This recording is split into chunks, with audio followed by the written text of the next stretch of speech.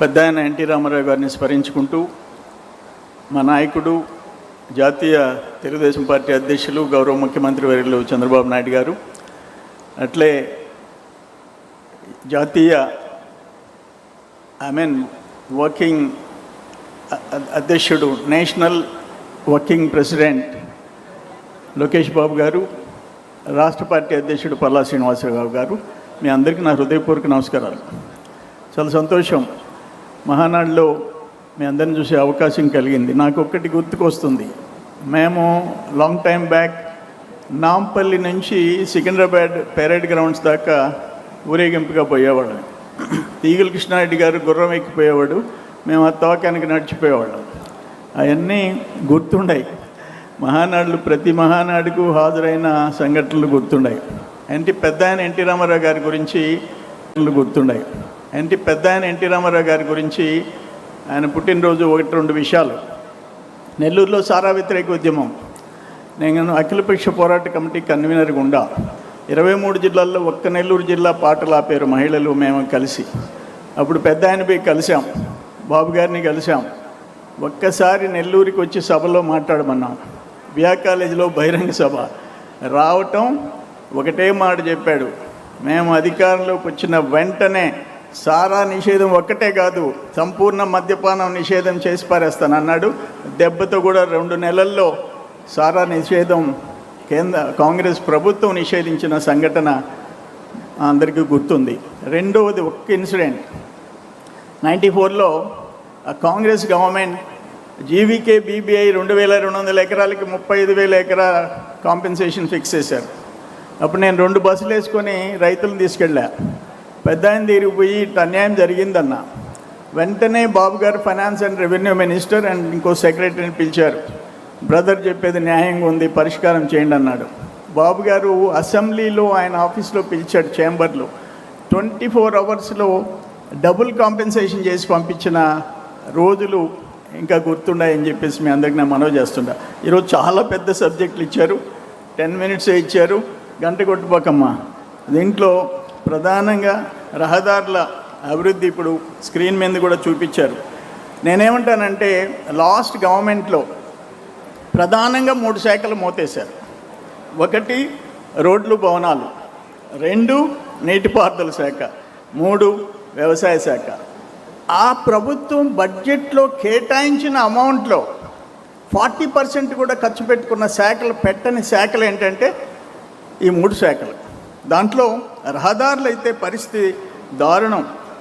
14-19 తెలుగుదేశం టైంలో 25,194 కిలోమీటర్లు వేశాం. జగన్మోహన్ రెడ్డి పాలనలో 1,800 కిలోమీటర్లు. మళ్ళీ ఈ 2 ఇయర్స్లో 5,050 కిలోమీటర్లు వేశాం. ఇట్లా చెప్పుకుంటూ పోతే బీటీ రహదారులు 22,283 కిలోమీటర్లు వేస్తే లాస్ట్ గవర్నమెంట్ పూర్తిగా నిర్లక్ష్యం చేసింది. మళ్ళీ ఇప్పుడు 2,500 కిలోమీటర్లు మనం వేయగలిగినాం. భారతమాల ప్రాజెక్ట్స్ 5 ప్రాజెక్టులు 2014 and 19 దాదాపు వచ్చి 36,000 కోట్లు.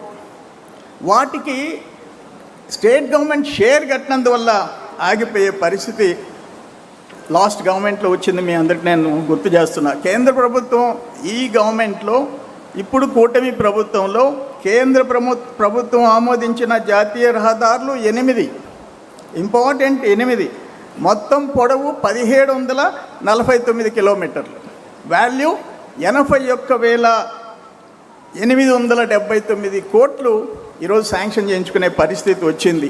నేనేమంటానంటే ఆ టైంలో ఎంతమంది చనిపోయినారు, యాక్సిడెంట్లో ఎంతమంది, 43,000 మంది రోడ్డు ప్రమాదాల్లో చనిపోయే పరిస్థితి జగన్ గవర్నమెంట్లో వచ్చింది.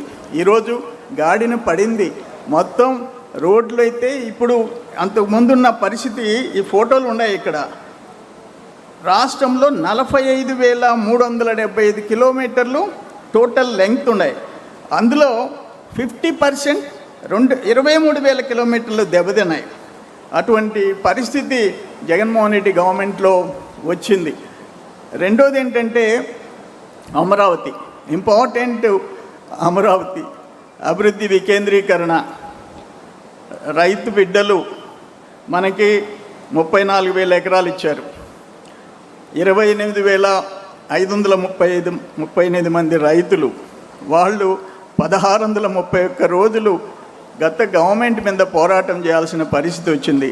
230 మంది ప్రాణత్యాగాలు చేశారు. నాకు ఒక్కటి బాగా గుర్తుంది, ఆ సోదరిమణులు, ఆడబిడ్డలు, సోదరులు తిరుమలకి పాదయాత్ర కొనసాగించారు. దాంట్లో సర్వేపల్లి కాన్స్టిట్యున్సీలో పొదలకూరు ప్రాంతంలో మేమంతా నైట్ టెంట్లు వేయించి అన్నీ చేసాం. అర్ధరాత్రి పోలీసులు వచ్చి వాటిని తీసేశారు, రిమూవ్ చేసేసారు. మేమెంత అడ్డుపడినా వినలా. నెక్స్ట్ డే ఎర్రటి ఎండలో ఆ ఆడబిడ్డలు రోడ్డు మీద నిలబడుకొని, రోడ్డు మీద కూర్చొని భోజనాలు చేసే పరిస్థితి వచ్చింది. దాన్ని ఎన్ని రకాలుగా 3 రాజధానులని చెప్పి, మావిగన్ చెప్పి, ఆ గన్ కల్చర్ ఇంకా అతనికి పోలే. ఈ అమరావతిని నాశనం చెయ్యాలని చెప్పేసి అతను చేసిన ప్రయత్నాలు మనం చూసాం. ఈరోజు 15,000 కోట్ల రూపాయలు కేంద్ర ప్రభుత్వం ఇచ్చి అండగా నిలబడింది. మొన్న లోక్సభలో చట్టం చేసింది, ఎదురు లేకుండా అమరావతి అనేదానికి మళ్ళీ పల్లెత్తి ఆ అపోజిషన్ పార్టీ మాట్లాడేదానికి లేకుండా మోడీ గారు ప్రభుత్వం కేంద్రంలో మనకు చట్టం చేసి ఇచ్చింది. ఈరోజు బిట్ వచ్చినా, ఎస్ఆర్ఎం వచ్చినా, బిట్స్ పిలాని వచ్చినా, అన్ని విశ్వవిద్యాలయాలు వచ్చినాయి అంటే చంద్రబాబు నాయుడు గారి కృషి, లోకేష్ బాబు గారి ఎఫర్ట్స్ అని చెప్పేసి నేను తెలియజేస్తున్నా. దేశంలో మొట్టమొదటి క్వాంటమ్ వ్యాలీ ప్రజా రాజధానిలో ఏర్పాటు చేసి భవిష్యత్తులో విజ్ఞానులను తయారు చేసే అవకాశం మన అమరావతికి వచ్చిందంటే అది చిన్న విషయం కాదని చెప్పేసి మీ అందరికీ నేను మనవి చేస్తున్నా. మూడోది ప్రాంతీయ ఆర్థిక మండళ్ళు. దాంట్లో ఉత్తరాంధ్ర ఆర్థిక మండలి విశాఖ చెన్నై ఇండస్ట్రియల్ కారిడార్ పరిధిలో విశాఖపట్నం కేంద్రంగా IT, AI, fintech, pharma, port ఆధారిత పరిశ్రమలన్నీ వచ్చే పరిస్థితి వచ్చింది. కోస్తాంధ్ర ఆర్థిక మండలిలో ఈ సేవారంగం, విద్య, ఆరోగ్యం, నాలెడ్జ్ ఎకానమీ ఇవన్నీ అమరావతికి 15,000 కోట్లు ఇవ్వటం, క్వాంటమ్ వ్యాలీ రావటం, ఇవన్నీ కోస్తాంధ్ర ఆర్థిక మండలికి అవకాశం వచ్చింది. రాయలసీమకి మనం ఎవరూ ఊహించలే. రాయలసీమలో Bengaluru Chennai corridor, electronics, automobile, drone, defence ఇవన్నీ తయారీ రంగాలకు ప్రాధాన్యం. Sri City, Tirupati electronics clusters, green energy రంగంలో 1,50,000 కోట్ల పెట్టుబడితో దేశంలో అతిపెద్ద హబ్గా రాయలసీమ ఏర్పాటు చేయటం, వీటన్నిటిలో లోకేష్ బాబు గారి కృషి కూడా అనిర్వచనీయమని చెప్పేసి నేను మనవి చేస్తుండా.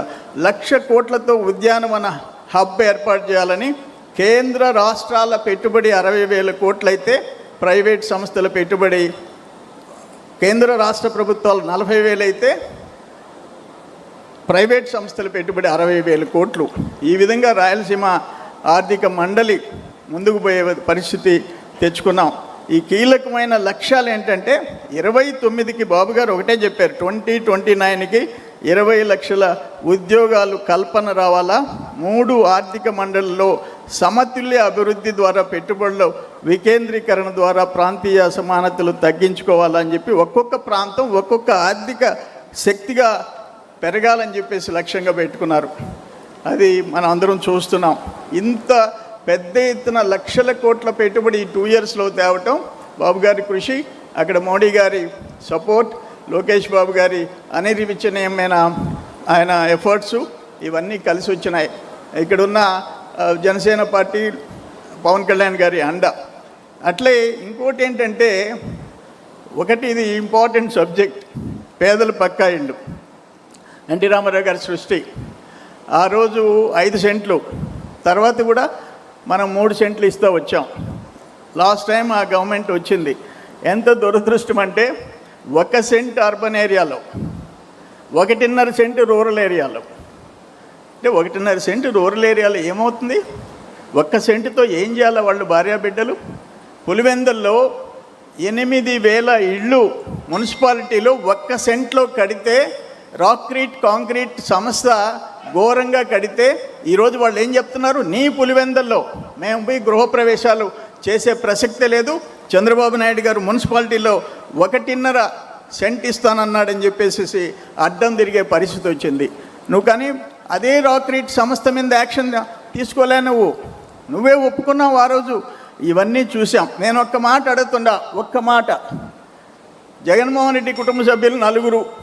దాంట్లో ఎల్హంక 29 ఎకరాలు, పులివెందుల 3 ఎకరాలు, ఇడుపులపాయ 3 ఎకరాలు, లోటస్ పాండ్ 3 ఎకరాలు, తాడేపల్లి ఎకరా 40 ఎకరాలు, 4,000 సెంట్లు. 4,000 సెంట్లలో నువ్వు 4,000 కుటుంబాలు ఉండమంటున్నావు. అంటే 4-5 కుటుంబ సభ్యులు అంటే 20,000 మంది దాంట్లో బతకాల నీకున్న ఇళ్ల స్థలంలో. వాళ్ళకి మాత్రం ఒకే సెంట్ ఉండాలా? ఇది ఎక్కడ న్యాయం అని చెప్పేసి నేను అడుగుతూ ఉంటా.